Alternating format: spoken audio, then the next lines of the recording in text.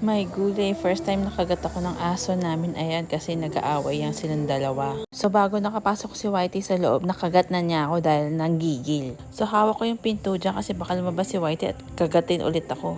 So after that, hinugasan ko with soap and water at tinagyan ko ng betadine. So next day, nagpa-tetanus and anti-rabies siya to kahit vaccinated si Whitey.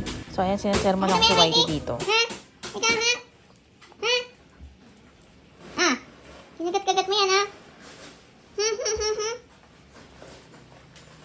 Whitey, Hi, kinakausap kita. Bumoto sa likuran. huwag mo nang ulitin yun, ha? Ha?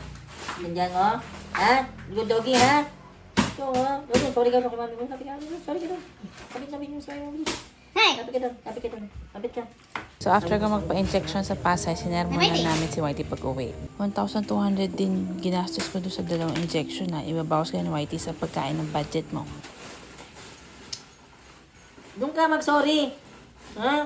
Yan mo nang Hinampas mo ulitin yun, ha? Ha? Hinampas mo eh. Huwag mo nang ulitin yun, ha? Pagka sinulit mo, sampasin kang bungangan, paduduguin ko talaga yan. Ha, gagawin kitang asusena ha? Ha? Huwag mo nang ulitin yun, ha? Tindihan mo, Whitey, ha? Yung good dog, ha? So ayun, kailangan ko pa bumalik sa doktor dahil may 3 injection pa ako. Yun lang, bye! Doon, doon.